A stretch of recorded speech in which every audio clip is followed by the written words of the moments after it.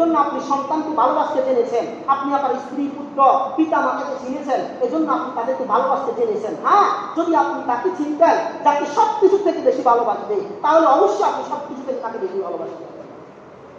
তাহলে আমাকে সব কিছু থেকে বেশি ভালোবাসতে হবে তাকে, মুহাম্মদুর রাসূলুল্লাহ সাল্লাল্লাহু আলাইহি ওয়াসাল্লাম, আকাই নামদার তাজদার মদিনা, সরকারে দু আলম, সব কিছুর সৃষ্টি যাকে নিয়ে করেছেন, যার সৃষ্টি না হলে কিছু সৃষ্টি হতো না, যার সৃষ্টির আগমন এই পৃথিবীর জন্য আবশ্যক ছিল। এজন্য ইন্ডিয়ার এক কবি বলেছিলেন, ওয়া আয়াতিন কে আনে কি জামানে কি জরুরত থি, वो आया जिनके आने की जमाने की जरूरत थी, वो आया जिनके आने के लिए बेचैन फितरत की, हकीकत की खबर देने बशीर आया नजीर आया, शाहनशाही नज़्ज़ के बावजूद में वह फकीर आया, मुबारक हो जमाने में के खत्मुल मुरसली आया, सहाबे रहमे बनकर रहमतन लिल आलमीन आया। इंडियार हिंदू को भी हिंदू, এক হিন্দু কবি আল্লাহ রাসূলের জীবনী রিসার্চ করতে গিয়ে আল্লাহ রাসূলকে যারা চিনেছেন, হিন্দু হোক, বৌদ্ধ হোক, খ্রিস্টান হোক, সবাই বলেছেন যে ইনি হচ্ছেন মহামানব, এনার শ্রেষ্ঠত্বের উপরে পৃথিবীতে কোনো মানুষের হতে পারে না।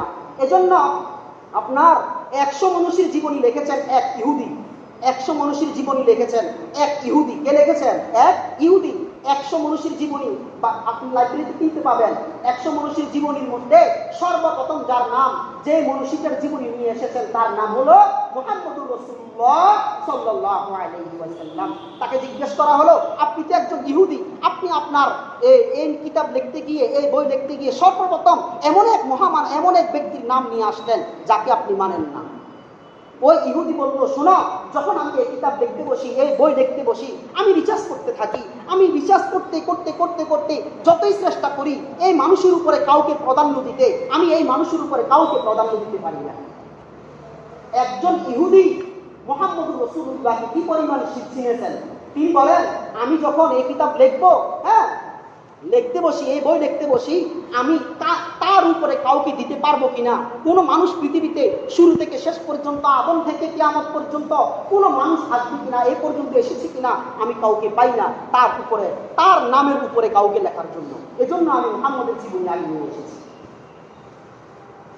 এজন্য গুরুদত্ত সিং এক কিতাবে লিখেছেন, তোমাকে ভালোবাসি হে নবী, যে পড়েছে সে কেঁদেছে। গুরুদত্ত সিং একজন হিন্দু, তার নামেও তো বোঝা যায় সে একজন কি হিন্দু। পরবর্তীতে ঈমান এনেছে কি আল্লাহ তাআলা ভালো জানেন। গুরুদত্ত সিং তিনি একজন হিন্দু ছিলেন, অমুসলিম ছিলেন। তিনি এক কিতাব লিখেছেন, তোমাকে ভালোবাসি হে নবী, যে পড়েছে সে কেঁদেছে, যে পড়েছে তার চোখ দিয়ে পানি এসেছে। কি লেখা লিখেছে ওই হিন্দু, কি লেখা লিখেছে ওই অমুসলিম, ওই বইয়ের মধ্যে ছোট একটা বই, নবীর জীবনী, নবীর চরিত্র। আজকে নবীর জীবনী আমি জানি না, আমি কিভাবে নবীকে বেশি ভালোবাসবো? তো ইন্ডিয়ার হিন্দু কবি বলেন, ও আয়া জিনকে আনে কি জামানে কি জরুরত থি, ওই মহামানব যার আগমন পৃথিবীর জন্য অত্যাবশ্যক ছিল। ও আয়া জিনকে আনে কি জামানে কি জরুরত থি, ও আয়া জিনকে আনে কে লিয়ে বেচাইনে ফিতরত কি, ওই মহামানব যার আগমন পৃথিবীর জন্য অত্যাবশ্যক ছিল। मुबारक हो जमाने में के खत्मुल मुरसली आया, सहाबे रहमे बनकर रहमतल लिल आलमीन आया। তো ওই জামানাটা কতই না বরকতময়, যে জামানায় ওই মহামানব এসেছে, তিনি আসমানের মেঘগুলোকে রহমত স্বরূপ নিয়ে নিজের সাথে পৃথিবীতে আগমন করেছিলেন। কে বলেছে এই কথা? একজন হিন্দু কবি, একজন হিন্দু কবি চিনেছেন নবীকে। আজকে আমি চিনি না বিদায় নবীর মূল্যবোধ নাই। আজকে আমি আমার সম্পদ চিনেছি, এজন্য আমার সম্পদের উপর নবীকে উঠাইতে পারি নাই। আজকে আমি আমার পরিবেশ চিনেছি, প্রতিবেশী চিনেছি, আজকে আমি রাষ্ট্র চিনেছি, আজকে আমি নেতা চিনেছি, আজকে আমি সমাজ চিনেছি। এজন্য সমাজের কোনো কৃষ্টি কালচার নবীর চরিত্রের উপরে নিয়ে যায়, সমাজের কোনো কৃষ্টি কালচারকে নবীর সুন্নতের উপরে নিয়ে যায়। কারণ কি জানেন? আমি নবীকে চিনতে পারি না। যদি নবীকে চিনতে পারতাম তাহলে সমাজের কি কৃষ্টি কালচার, এগুলো তো আমার কাছে কিছুই মনে হবে না। عن انس رضي الله تعالى عنه قال قال النبي صلى الله عليه وسلم لا يؤمن احدكم حتى اكون احب اليه من والده وولده والناس اجمعين। হযরত আনাস রাদিয়াল্লাহু তাআলা আনহু বুখারী শরীফের কিতাবুল ঈমানের 14 নম্বর হাদিস, আল্লাহ রাসূল সাল্লাল্লাহু আলাইহি ওয়াসাল্লাম বলেছেন, হ্যাঁ, লা ইউমিনু আহাদুকুম, তোমাদের মধ্যে লা ইউমিনু আহাদুকুম মানে আমি আপনি যারা এখানে আছেন সকলের মধ্যে, আল্লাহ রাসূল বলেন তোমাদের মধ্যে ওই ব্যক্তি ততক্ষণ পর্যন্ত পরিপূর্ণ ঈমানওয়ালা হতে পারবে না যতক্ষণ পর্যন্ত আমি লা কুনা আহাব্বা লা ইউমিনু আহাদুন আহাব্বা আকুনা মিনাল্লাহ আহাব্বা মিনাল্লাহ লা ইউমিনু আহাদুকুম, তোমাদের মধ্যে পরিপূর্ণ ঈমানদার ওই ব্যক্তি হতে পারবে না যতক্ষণ পর্যন্ত আমি নবী তোমাদের কাছে তোমাদের পিতা, তোমাদের সন্তান, সকল মানুষ থেকে বেশি প্রিয় না হব। বলেন তো, আমার কাছে আমার নবী তার থেকে বেশি প্রিয় হলে আমি পরিপূর্ণ ঈমানওয়ালা হব? আমার পিতা, আমার সন্তান, সকল মানুষ থেকে। আপনার কাছে সবচেয়ে প্রিয় কে? আপনার পিতা, আপনার সন্তান, আরো যা মানুষগুলো আছে বলেন না, আরো যেগুলো আছে সব কিছুর থেকে যতক্ষণ পর্যন্ত আপনি আমি আল্লাহ রাসূলকে বেশি ভালোবাসতে না পারবো ততক্ষণ পর্যন্ত আমি পরিপূর্ণ ঈমানওয়ালা হতে পারবো না। ইসলামের দ্বিতীয় খলিফা হযরত ওমর ফারুক রাদিয়াল্লাহু তাআলা আনহু, নাম শুনছেন না? যার নাম শুনলে শয়তানও কি করতেন? ভয় পেতেন। অথচ এই ওমর ফারুক রাদিয়াল্লাহু তাআলা আনহুর ব্যাপারে যদি বলা যায়, ইসলাম গ্রহণ করার আগে এই ইসলামের দ্বিতীয় খলিফা এই ব্যক্তিটি পৃথিবীর সবচেয়ে বড় সন্ত্রাস ছিলেন। ইসলাম গ্রহণ করার পরে এমন তাকওয়াওয়ালা হয়েছেন, আল্লাহ রাসূল বলেছেন যদি আমার পরে কোনো নবী হতো, যদি আমার পরে কোনো নবী আসতো, তাহলে এই নবুয়তি দায়িত্ব আল্লাহ ওমরকে দিতেন। যেহেতু আমার পরে আর কোনো নবী আসবে না, তাহলে উমরের নবী হবে না। আল্লাহ রাসূল বলেছেন আমার পরে কোনো নবী হলে নবুয়তি দায়িত্ব কাকে দিতেন? আল্লাহ ওমরকে দিতেন। কাকে দিতেন? ওমরকে দিতেন। তাহলে উমরের ব্যাপারে তাকওয়া সম্পর্কে, উমরের আমল সম্পর্কে, উমরের পরহেজগারি সম্পর্কে আল্লাহ রাসূল কি পরিমাণ নিশ্চিত হলে এই কথা বলতে পারে আমার পরে কেউ নবী হলে উমর নবী।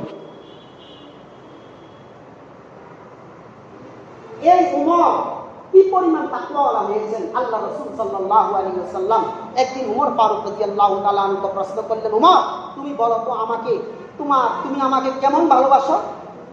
তো সাহাবায়ে কেরামের মনে তাকাল্লুফ ছিল না, তার মনে যা ছিল তাই বলে দিয়েছে। ওমর বলল, আমি আপনাকে সব কিছু থেকে বেশি ভালোবাসি। রাসূলুল্লাহ বললেন, ওমর তুমি কি আমাকে তোমার জানের থেকেও বেশি ভালোবাসো? ওমর বললেন, হুজুর এখন তো আমি আপনাকে আমার জানের থেকে বেশি ভালোবাসতে পারি না। রাসূলুল্লাহ সাল্লাল্লাহু আলাইহি সাল্লাম ওমরকে বললেন, ওমর তুমি তো পরিপূর্ণ ঈমানওয়ালা এখনো হও না। কিছুক্ষণ পর আবার ওমরকে জিজ্ঞাসা করলেন, ওমর তুমি কি আমাকে তোমার জানের থেকে বেশি ভালোবাসো? ওমর রাদিয়াল্লাহু তাআলা আনহু বললেন, হ্যাঁ নবী, এখন আমি আপনাকে আমার জানের থেকে বেশি ভালোবাসি। রাসূলুল্লাহ বললেন, আল-আন ওমর, এখন তুমি পরিপূর্ণ ঈমানওয়ালা হয়েছো। আমার ভাই, আমি আমার নিজেকে প্রশ্ন করি, আমি কি আমার জানের থেকেও বেশি ভালোবাসতে পারছি কিনা আমার নবীকে? সাহাবায়ে কেরামের ভালোবাসা যদি নবীর সাথে দেখা হয়, নবীকে কি পরিমাণ ভালোবাসতেন সাহাবায়ে কেরাম। আসলে প্রত্যেকটি সাহাবায়ে কেরামকে আলো জিজ্ঞেস করা হতো, তুমি নবীকে কেমন ভালোবাসো? তারা বলতো, আমি আমার জানের থেকেও বেশি ভালোবাসি। অসংখ্য অগণিত প্রমাণ আছে সাহাবায়ে কেরাম যে নবী আলাইহিস সালামকে তার জানের থেকে বেশি ভালোবাসতেন। এক তালহা রাদিয়াল্লাহু তাআলা আনহু জীবনী পড়ে দেখেন, এক তালহা রাদিয়াল্লাহু তাআলা আনহু তিনি আল্লাহর নবীকে হেফাজত করতে গিয়ে মুশরিকদের আক্রমণ থেকে হেফাজত করার জন্য এক তালহা রাদিয়াল্লাহু তাআলা আনহু নিজের গায়ে, আল্লাহর নবীর গায়ে একটি তীরও পড়তে দেন নাই। নিজের গায়ে একে একে রিওয়ায়াতে এসেছে 70 তীর থেকে বেশি তীর নিজের পৃষ্ঠের মধ্যে নিয়ে একটা তীর রাসূলুল্লাহ গায়ে পড়তে দেন নাই। সাহাবায়ে কেরাম এইভাবে আল্লাহর রাসূলকে বেশি ভালোবাসতেন। আমি আজকে মুমিন দাবি করি, সুরতান আমার মধ্যে তো ঈমানের আলামতগুলো পুরো দেখা যাচ্ছে। আমার মাথায় টুপি আছে, আমার গায়ে পাঞ্জাবি আছে, মুখে দাড়ি আছে, আমি তো নামাজ পড়ি। আমার ভাই, আমি নিজেকে প্রশ্ন করব, আমি আমার নবীকে আমার সব কিছু থেকে, আমার জান থেকে ভালোবাসতে পেরেছি কিনা? আমার নবীকে আমি আমার জান থেকে বেশি ভালোবাসতে পেরেছি কিনা আমি নিজেকে প্রশ্ন করি। যদি এই প্রশ্নের উত্তরে হ্যাঁ আসে, আলহামদুলিল্লাহ, আমি পরিপূর্ণ ঈমানওয়ালা হয়ে গেছি। আর যদি এই প্রশ্নের উত্তরে না আসে, না না না, আমি তো আমার জানের থেকে অনেক বেশি ভালোবাসতে পারি নাই, এই প্রশ্নের উত্তর যদি না আসে, তাহলে আমার মতো হতভাগা এই পৃথিবীর জমিনে কেন আমি পারলাম না? কেন আমি নবীকে বেশি ভালোবাসতে পারলাম না? আমি প্রশ্ন করি, আমি তো আমার সন্তান থেকে বেশি ভালোবাসতে পারি না নবীকে, আমি তো আমার সমাজ থেকে বেশি ভালোবাসতে পারি না নবীকে। আমি আমার নবীকে বেশি ভালোবাসতে যতক্ষণ না পারবো, ততক্ষণ পর্যন্ত আমি পরিপূর্ণ ঈমানওয়ালা না। আমি নিজেকে পরিপূর্ণ ঈমানওয়ালা বলতে পারবো না। আর পরিপূর্ণ ঈমান না থাকলে আমার ঈমানের নুকসানই থাকবে, আর এই নুকসানি ঈমান নিয়ে আমি দুনিয়া থেকে যেতে হবে। আজকে থেকে আমরা শপথ করব, আমি আমার সর্বহালতে, সর্বক্ষেত্রে, সকল ক্ষেত্রে, সকল কাজে নবীকে বেশি, নবীর সুন্নতকে প্রাধান্য দিব। নবীকে ভালোবাসার বহিঃপ্রকাশ কি? আপনি নবীকে ভালোবাসার বহিঃপ্রকাশ কি? আপনি এই এলাকার চেয়ারম্যানকে ভালোবাসেন, তার বহিঃপ্রকাশ কি? চেয়ারম্যানের আইন, চেয়ারম্যান যে আইন পাস করবে, চেয়ারম্যান যে নিয়ম করবে, ওই ইউনিয়নের মধ্যে ওই নিয়মের এতাত করা, ওই নিয়মকে মেনে নেওয়া, এটা হলো চেয়ারম্যানকে ভালোবাসার বহিঃপ্রকাশ, চেয়ারম্যানকে মানার বহিঃপ্রকাশ। আর রসুলকে ভালোবাসার বহিঃপ্রকাশ কি? রসুলকে ভালোবাসার বহিঃপ্রকাশ হলো আমার দৈনন্দিন জীবনে ঘুম থেকে ওঠা থেকে নিয়ে আবার ঘুমে যাওয়া পর্যন্ত সর্বহালতে প্রত্যেকটা কাজে রসুলের সুন্নতকে অগ্রাধিকার দেওয়া। আমি আমার রসুলের সুন্নতকে অগ্রাধিকার দিতে পারলাম কি পারলাম না? আমি আমার প্রত্যেকটা ক্ষেত্রে নবীর সুন্নতের অনুসরণ করতে পারলাম কি পারলাম না? আমার পারিবারিক জীবন সুন্নত তরিকা পরিচালিত হচ্ছে কিনা হচ্ছে না? আমার পারিবারিক জীবনের মধ্যে অনেকগুলো অধ্যায় আছে, সন্তান লালন পালন, আমার ব্যবসা বাণিজ্য, উপার্জনের সেক্টরগুলো, এই সব বিষয়গুলো পারিবারিক জীবনটা আমার সুন্নত তরিকা হচ্ছে কিনা, নবীর আনিত বিধান অনুযায়ী হচ্ছে কিনা। ইসলামের কোন বিধান নাই, কোন আপনার জীবনে কোন সেক্টর নাই যে ইসলামের বিধান নাই? কোন সেক্টর নাই যে যেখানে রসুলের সুন্নত নাই? আমি আমার পারিবারিক জীবনীতে রসুলের বিধানকে পুরোপুরি রসুলের সুন্নতকে বাস্তবায়ন করতে পারলাম কিনা? আমি আমার সামাজিক জীবনে রসুলের বিধানকে বাস্তবায়ন করতে পারলাম কিনা? আমি আমার রাষ্ট্রীয় জীবনে রসুলের বিধানকে বাস্তবায়ন করতে পারলাম কিনা? যদি আমি দেখি যে আমার পারিবারিক জীবনে আমি রসুলের বিধানকে বাস্তবায়ন করতে পারলাম, রসুলের সুন্নত অনুযায়ী আমার পরিবার চলতে আছে সব হালতে সর্বক্ষেত্রে, তাহলে আমি বলতে পারবো আমি রসুলকে বেশি ভালোবাসি। আর যদি বলেন যে না, কিভাবে হয়, আমাদের সামাজিকতা আছে, এবার সামাজিকতা এক বিষয়, রসুলের সুন্নত হলো আরেক দিকে। আপনি কোনটাকে মনে করবেন, কোনটাকে মানবেন, কোনটাকে আপনি গ্রহণ করবেন? কি সামাজিকতাকে গ্রহণ করবেন না রসুলের সুন্নতকে গ্রহণ করবেন? রসুল কিন্তু বর্তমান সমাজের মধ্যে রসুলের সুন্নত গ্রহণ করলে আপনি সমাজ হারাতে হবে, আর সমাজকে গ্রহণ করলে রসুলের সুন্নত হারাতে হবে। আপনি কোনটাকে গ্রহণ করবেন বলেন? আপনি নিজেকে নিজে প্রশ্ন করুন, আমি কি সামাজিকতা গ্রহণ করবো না রসুলের সুন্নতকে গ্রহণ করবো?